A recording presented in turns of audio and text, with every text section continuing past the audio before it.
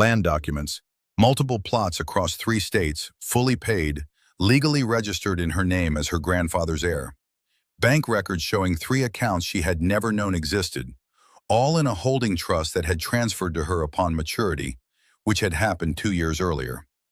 A manila envelope containing shares, a 7% stake in a mid-sized oil servicing company that had quietly grown over 2 decades into something worth considerably more than its origins suggested. And at the bottom, a photograph. Her grandfather, stern-faced and broad-shouldered the way she remembered him, standing with a group of men in suits around a conference table. One of the men had his name written in careful handwriting below the image. The name of a CEO, the name of the oil company. Amaka turned to Mama Beezy. He was an investor, she said. A founder, the old woman corrected gently. A quiet one. He believed that true wealth should be invisible until it is necessary. He said a man who shows his money shows his weakness. He built quietly, he invested quietly, and he hid you from greedy people until the right time. Amaka's hands were trembling. Why didn't you tell me sooner? Because you were not ready, Mama Beezy said simply. You were still pouring yourself into someone else. If I had given you this before, you would have used it for him. Amaka looked at the documents for a long time. Then something changed in her face. Not anger, not triumph. Something quieter and deeper. Resolution. She began making calls. The next 3 weeks moved with the particular efficiency of someone who had been patient for a very long time and had now decided that the patience was finished. She met with lawyers, with bankers, with the board of the oil servicing company whose shares she now formally claimed. In the boardroom, sitting across from men who had expected someone else entirely, she spoke with a clarity that left no room for doubt. She knew the documents.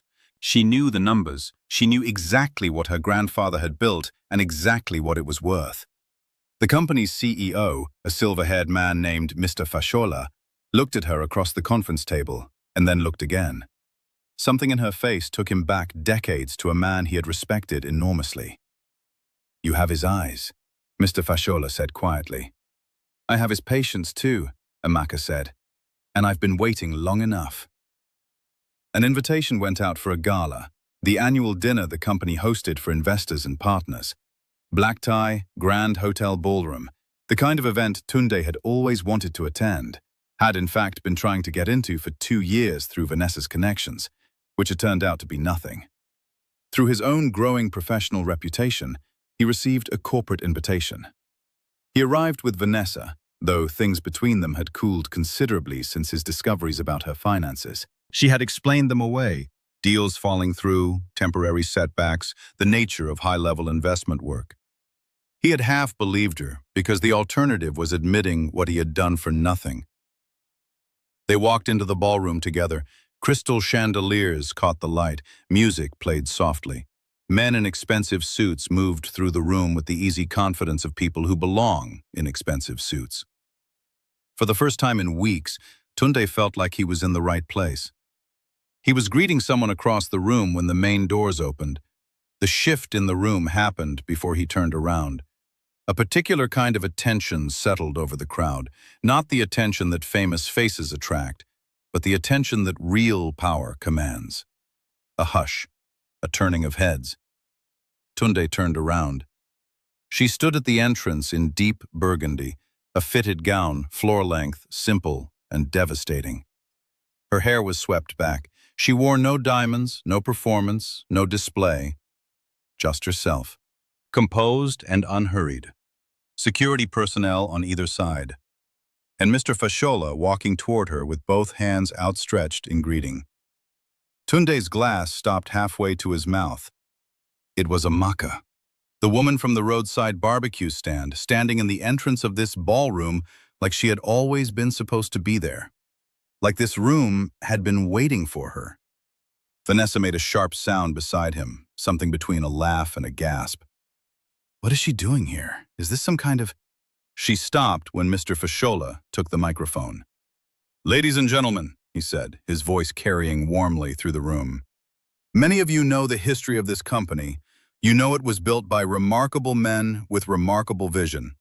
What most of you did not know What has been one of our best kept and most carefully protected facts is that one of our original founding investors chose to place his shares in trust for his granddaughter. For 22 years, that trust has matured quietly. And tonight, we are honored to formally welcome our majority shareholder into this room. A woman whose grandfather believed in this company before most of us knew it existed. He turned toward the entrance. Ladies and gentlemen, please welcome Mrs. Amaka Okafor. The applause began slowly and then built into something full and genuine. Tunde's glass slipped. He caught it barely, but the contents spilled across his hand and dripped to the floor. He stood completely still, cold liquid running over his fingers, watching his ex-wife walk across the ballroom floor with a quiet dignity that destroyed him more completely than any argument ever could have.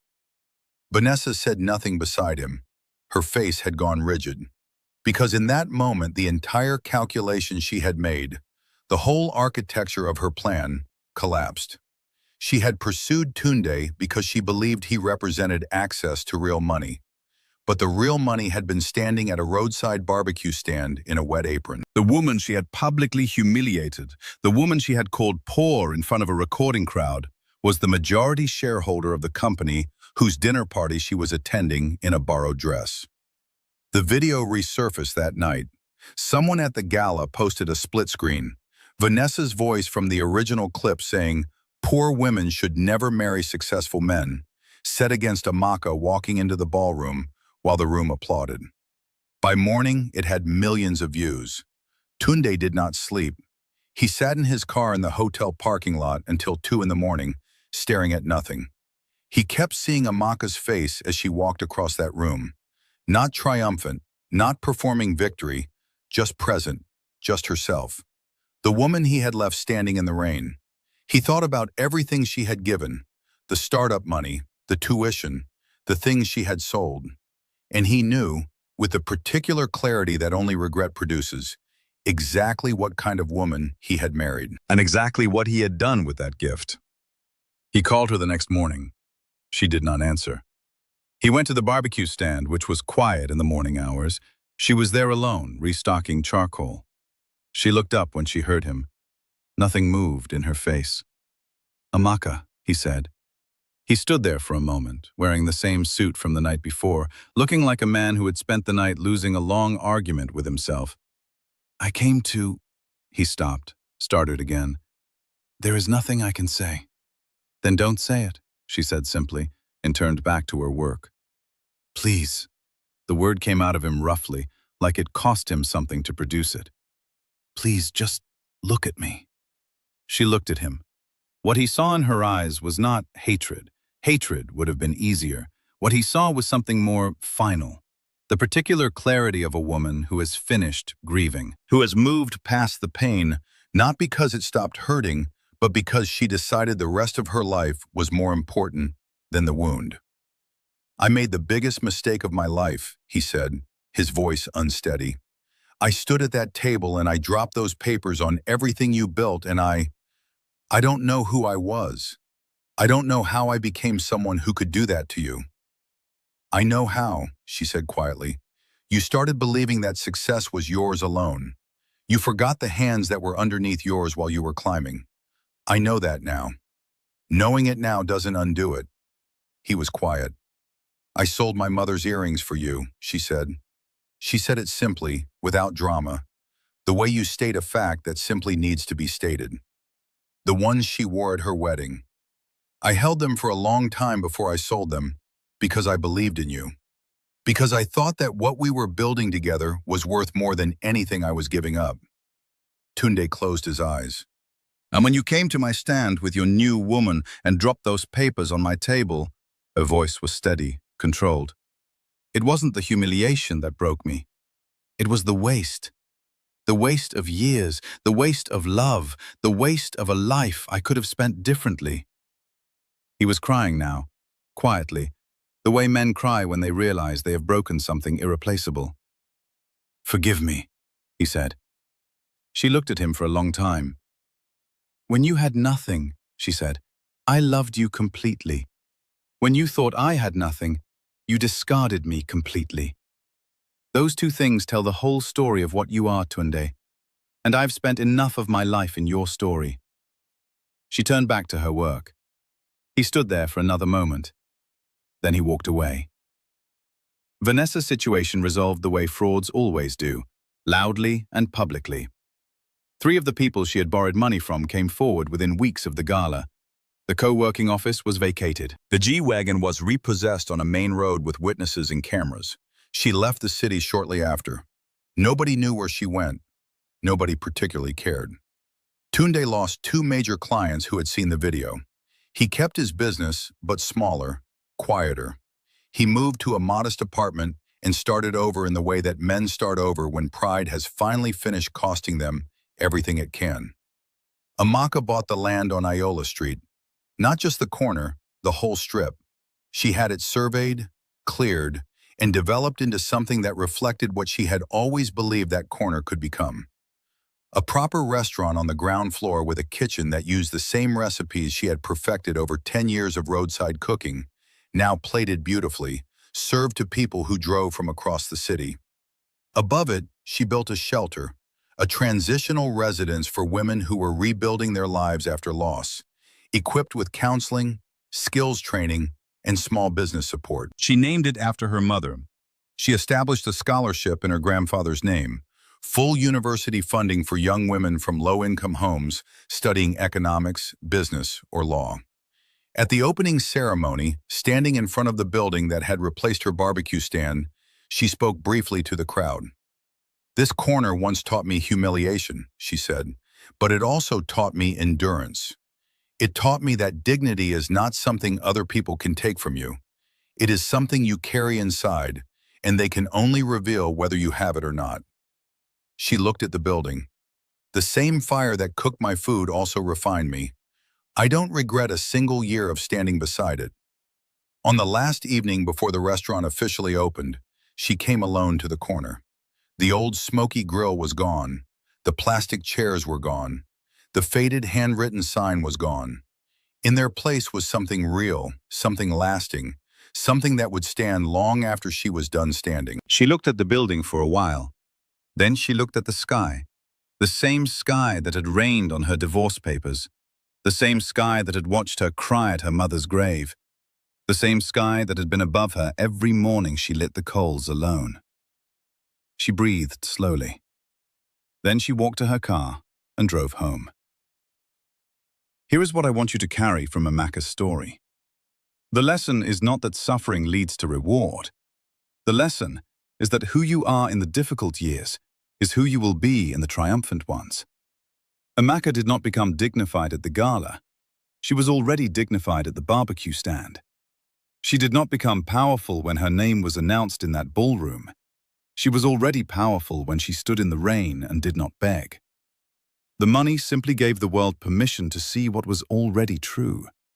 And for anyone who has climbed on someone else's sacrifice and then looked down at them with shame, be very careful what you call ordinary. Be very careful who you decide has no value, because the people standing closest to the fire are sometimes the ones lighting the world. You cannot separate what you built from who helped you build it. You can only try. And in trying, you reveal exactly what you are. Never mock humble beginnings. Never measure a person by their current season. And never, never mistake silence for surrender. If any part of this story touched something real in your life, leave a comment and tell us what stayed with you. What moment hit hardest? What line are you still thinking about? Subscribe and stick around, because there are more stories like this one. Stories about quiet strength, patient dignity, and the kind of justice that always arrives exactly on time. Through the smoke and steam rising off the coal grill, Amaka fanned the fire with both hands, face wet, fingers stained with pepper and soot, the way they had been stained every evening for 10 years. She never complained about it. She just watched the road the way a woman watches a road when she's waiting for someone who stopped coming home a long time ago. Then the headlights appeared. A black SUV, gleaming and expensive, rolled to a stop across the street. The door opened. A man stepped out in an Italian suit, his shoes somehow dry despite the rain. Tunde, her husband, and on his arm, a woman draped in gold and diamonds, laughing the way people laugh when they believe the whole world belongs to them. Tunde crossed the road. He reached into his jacket. He dropped a white envelope onto Amaka's barbecue table like it was nothing. Like she was nothing. "Sign these," he said. Amaka looked down. Divorce papers. Then the woman beside him looked her up and down and said it loud enough for every customer on that street to hear. "Poor women should never marry successful men." Phones appeared, then more phones. People began recording. And somewhere in the shadows, an old woman sitting quietly on a low wooden stool pulled out her own phone, made a call, and whispered into it. "It's time." They finally crossed the line. To understand what really happened on that corner of Iola Street, you have to go back 12 years, back to when Tunde had nothing. Not a car, not a suit, not even a plan. Just a rented room with a broken ceiling fan and a dream that was far too large for his circumstances. He met Amaka at a roadside mechanic workshop on the edge of town. She had brought in her uncle's old Peugeot, and Tunde was there as a learner mechanic, too proud to admit he barely knew what he was doing. She quietly watched him disconnect the wrong wire and then reconnect it correctly while pretending to search for a tool. She laughed, not cruelly but warmly, the way people laugh when they find someone genuinely charming. "You're not as experienced as you're pretending to be," she told him. He looked at her, embarrassed, ready to argue, but she was smiling. "That's fine," she said. "I'm not as broke as I look either." He didn't understand what she meant that day. He would not understand for a very long time. They started talking, then meeting for suya on Friday evenings, then falling in love the way young people fall, recklessly, completely, without calculating the cost. Amaka was quietly brilliant with a degree in economics she never talked about. Tunde was ambitious, loud with his dreams in the way people are when they haven't yet learned that life can disappoint you.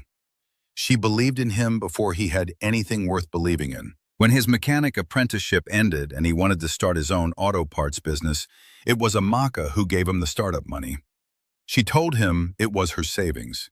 It was not entirely a lie, but it was not the full truth either, because Amaka had access to something she had never told anyone about, not even Tunde. Something her grandfather had left behind. Something she was not yet ready to explain. But she gave him the money, and Tunde's business took its first breath. When the business struggled in its second year and Tunde wanted to go back to school for a business management certificate, it was Amaka who paid his tuition. She sold her late mother's gold earrings, a set of heavy, handcrafted Igbo jewelry her mother had worn at her own wedding. She held them in her palm for a long time before she sold them. Then she handed Tunde the envelope of cash and told him, "Go and learn everything they have to teach you." He held her face in both hands that evening. "I will never forget what you're doing for me," he said. "Never, Amaka. I swear it." She smiled and touched his hand. "Just come back better. That's all I want." Those were the years when love felt real between them. The years when Tunde would bring her a single fried plantain wrapped in newspaper from the market because he knew she liked the crispy edges.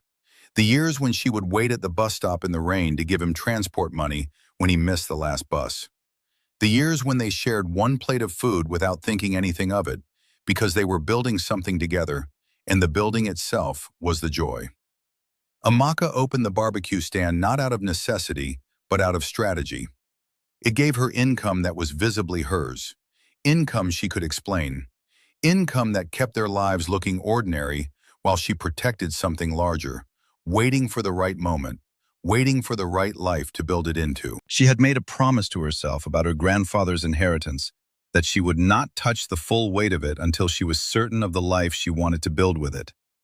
And she thought she was certain of Tunde. So she cooked in smoke and rain for years. Her hands hardened, her lungs learned to live with the charcoal, her feet knew every crack in the concrete around that corner. She became part of that street the way a tree becomes part of a yard, slowly, quietly, until people couldn't imagine the place without her. But Tunde was changing. It happened the way most painful changes happen, gradually, then all at once. First, it was the new friends, men from his management class with big cars and bigger titles, men who talked about money the way the hungry talk about food, constantly, hungrily, with a desperation disguised as ambition. He started dressing differently. Something shifted in how he carried himself. He began standing straighter around certain people and making himself smaller around others. And Amaka, with her pepper-stained apron and her smoky clothes, began to fall into the category of people he made himself smaller around. He stopped eating her food. It started small. "I already ate," he would say, or "I had a late lunch at the office."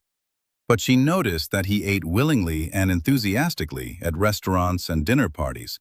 It was her food specifically he had stopped wanting. He ignored her calls during work hours, then evenings, then almost entirely. When she confronted him gently, he would say, "You know how demanding work is. Must you always add pressure?" She would go quiet. She was not a woman who raised her voice easily.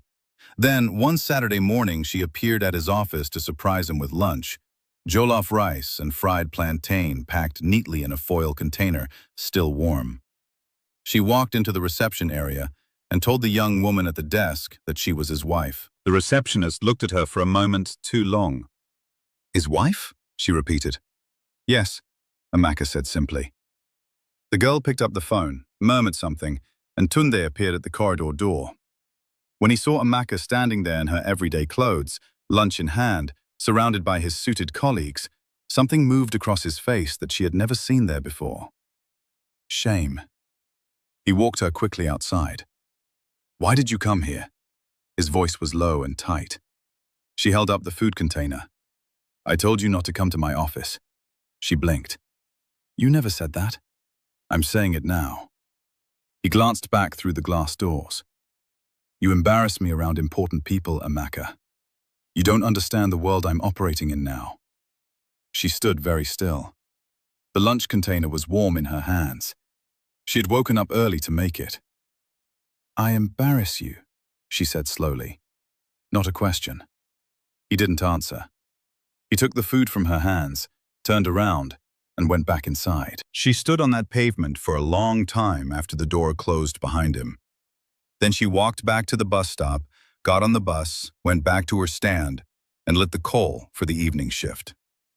She told no one. That was her way.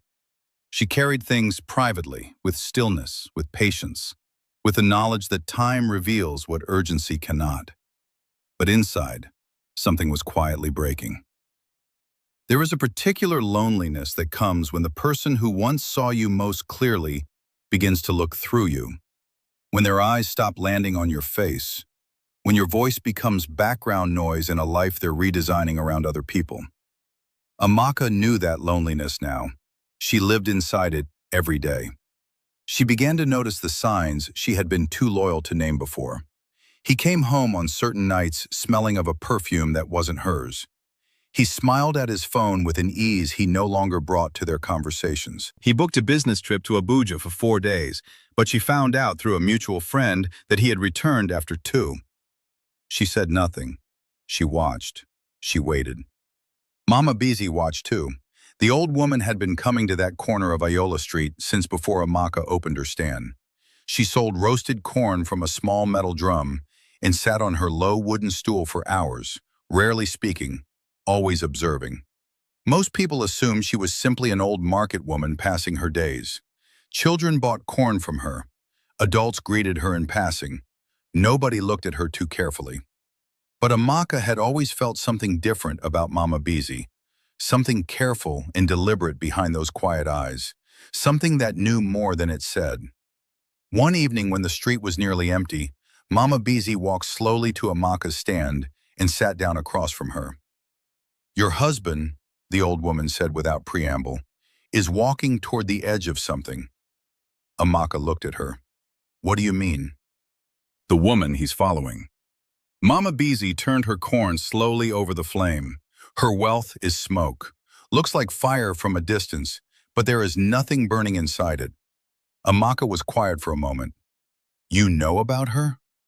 The old woman smiled, a small, deep smile. "I know about many things, my daughter. I have been watching this city for a very long time. She said nothing more that night, but she left Amaka with a feeling she couldn't name, something between warning and reassurance. Like being told the storm is coming, but also being told that the house is stronger than it looks.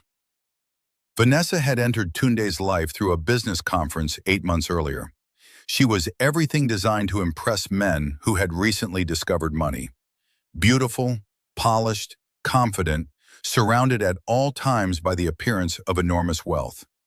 She drove a Mercedes G-Wagon, wore designer everything, spoke about investments in real estate with an authority that made people lean in. What nobody could see was the debt sitting beneath all of it. The car was leased. The jewelry was partly borrowed, partly costume. Her boutique investment firm, with its sleek logo and impressive-sounding name, was surviving on borrowed time and borrowed money. She needed a partner with real cash, real assets, real stability.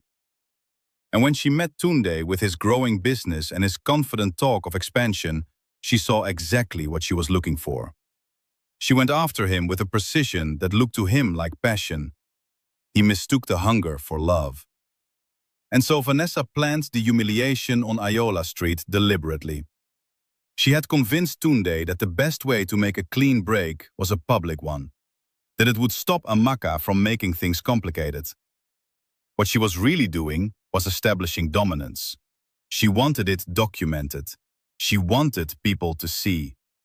She wanted the image of Amaka, wet, smoky, roadside, fixed permanently in contrast to herself. What neither of them could have known was that Mama Beezy had been recording from the moment the SUV pulled up, and that the call she made afterward was to a number very few people had. The video spread fast, but not the way Vanessa intended. She had imagined it circulating as a cautionary tale about unsuitable marriages, a story that would make Amaka look small and Tunde look decisive. But the internet has its own emotional intelligence, and what people saw when they watched that clip was not what Vanessa had staged. They saw a woman in a wet apron whose hands were still covered in charcoal.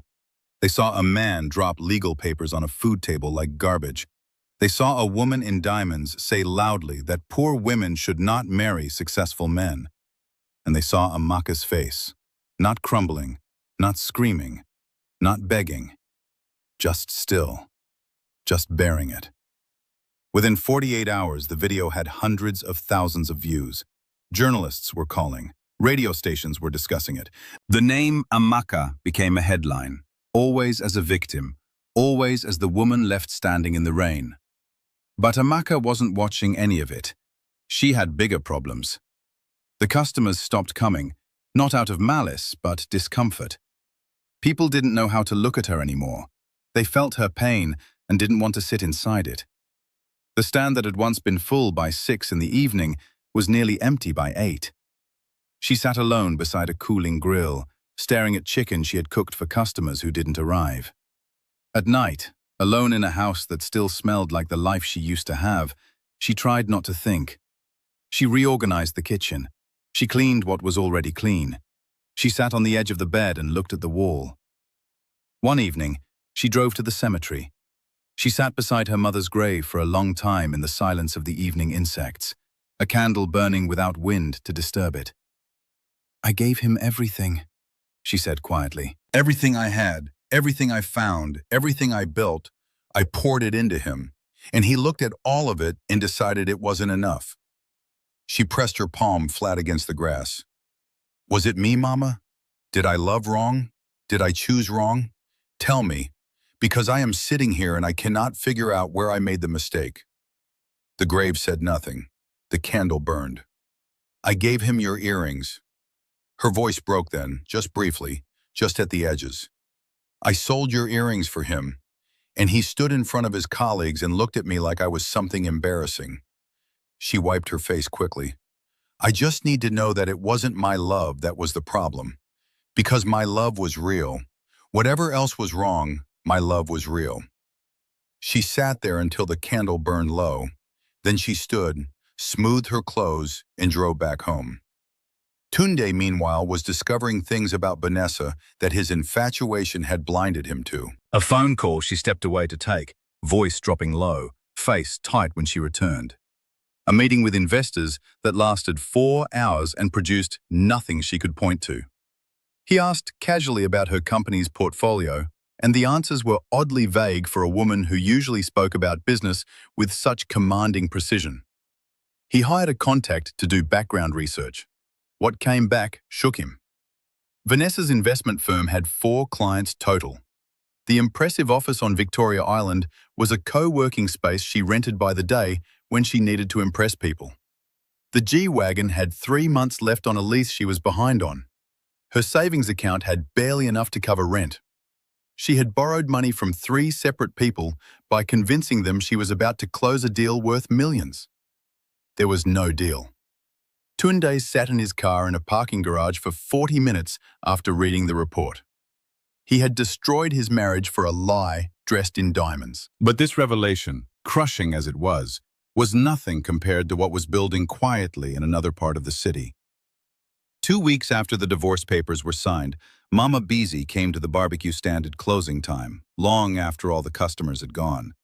She set her corn drum down, sat across from Amaka, and placed an old iron key on the table between them. Amaka stared at it. "What is this?" she asked. "It opens a box," Mama Beezy said simply. "A box I have been keeping for 22 years. Amaka looked up slowly. 22 years? The old woman nodded. "Your grandfather gave it to me when he knew he was dying. He said, 'Give this to my granddaughter when she needs it most, not before. Only when she has proven to herself that she does not need to be rescued. Only unlocked.'" Mama Beezy paused. "I watched you for a long time, my daughter. I watched you build. I watched you love. I watched you suffer. And I watched you go to your mother's grave and not ask for rescue, only for understanding." She pushed the key forward. Now is the time. The box was in a storage unit outside town, a simple metal container dusty with years, padlocked. When the key turned in the lock and the lid opened, Amaka stood very still for a long time looking at what was inside.